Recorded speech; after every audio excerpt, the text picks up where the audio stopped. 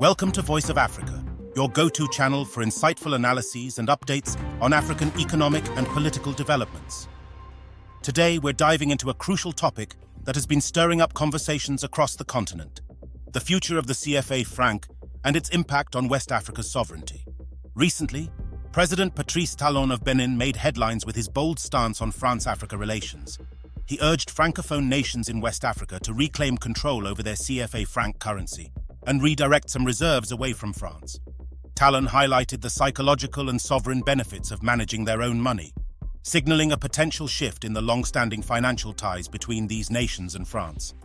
Though surprising, Talon's remarks mirror a growing sentiment among activists and governments alike. The debate over the CFA franc's relevance has been intensifying. Earlier this year, Italy's former Deputy Prime Minister Luigi Di Maio sparked controversy by suggesting that France's control over the CFA franc hampers Africa's development, exacerbating the migration crisis. French President Emmanuel Macron responded diplomatically, expressing France's readiness to support any solutions proposed by African leaders. Opinions among African leaders are split. President Alassane Ouattara of Côte d'Ivoire lauds the CFA franc as a solid and well-managed currency that stabilizes economies, while Chad's President Idriss Déby criticized it back in 2015, claiming it hindered African economic growth and development. The CFA franc has its roots in December 1945, when it was established by the French government as the currency for its African colonies. It was guaranteed by the French Treasury with a fixed exchange rate, requiring 50% of CFA franc reserves to be held in the French Central Bank. This system evolved into two groups: the West African Economic and Monetary Union, WAEMU, and the Central African Economic and Monetary Union, CAEMU. The Central Bank of West African States and the Bank of Central African States manage monetary exchanges with the French Treasury, adhering to rules such as maintaining 50% of foreign assets with the French Treasury, ensuring 20% foreign exchange cover for liabilities, and capping government spending at 20% of the previous year's revenue. This system guarantees international stability for the CFA franc, while preventing overdraft and inflation within member countries. Historically, from the 1950s to the 1980s, CFA franc countries experienced stronger GDP growth and lower inflation compared to other sub-Saharan African nations. For instance, Côte d'Ivoire maintained an average inflation rate of 6% over 50 years, much lower than Ghana's 29%. However, this economic success didn't last through the economic shocks of 1986 to 1993, leading to an overvalued CFA and deficits in the French Treasury's accounts. Consequently, public debt rose, and reliance on imports increased. In 1994, the CFA franc was devalued, doubling its parity rate, resulting in wage freezes, layoffs, and widespread unrest. The CFA franc's fixed exchange rate to the euro provides stability, but also poses challenges during external shocks, as evidenced by the declining liquidity of WAEMU countries since 2004. Despite these challenges, Guinea's frequent currency shortages and instability highlight some perceived benefits of the CFA zone. Trade within the CFA zone is limited, and member countries are heavily dependent on primary commodities, making them vulnerable to external shocks. Intra-regional trade remains minimal, reflecting low industrialization and export diversification. Despite the stability offered by the CFA franc, debates about its future are ongoing. Some leaders advocate for its continuation, while others call for independence from French monetary policies.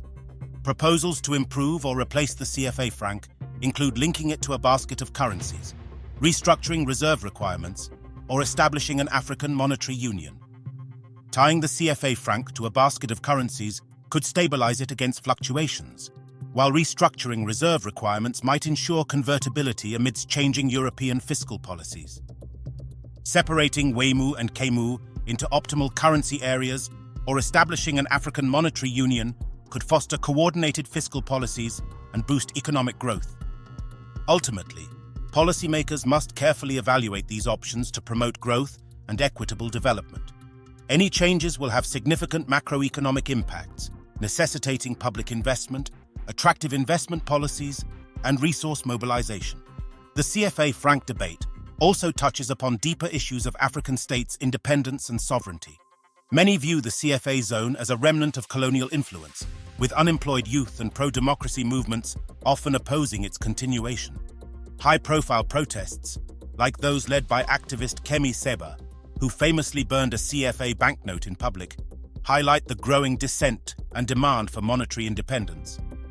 Some African economists argue that dependency on European monetary policies stifles growth, while the elite and wealthy individuals benefiting from the CFA franc support its continuation.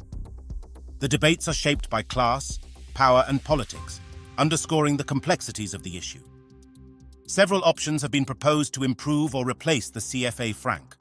These include tying the CFA franc to a basket of currencies, restructuring reserve requirements, separating WAEMU and CAEMU into optimum currency areas, or establishing an African monetary union.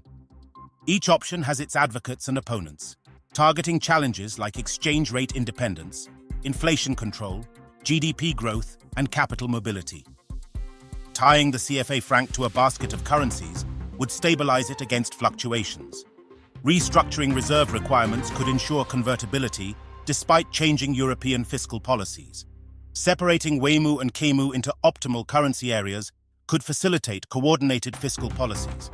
Establishing an African monetary union would be the most challenging, but could boost intra-regional trade and economic growth. Ultimately, CFA franc zone policymakers must evaluate these options to create short-term and long-term plans that promote growth and equitable development. Any restructuring will have significant macroeconomic effects, requiring public investment, attractive investment policies, development aid, and resource mobilization. The future of the CFA franc remains uncertain, but it demands comprehensive and sensitive analysis. Don't forget to like, comment, and subscribe to our channel for more in-depth analyses and updates on African economic and political developments.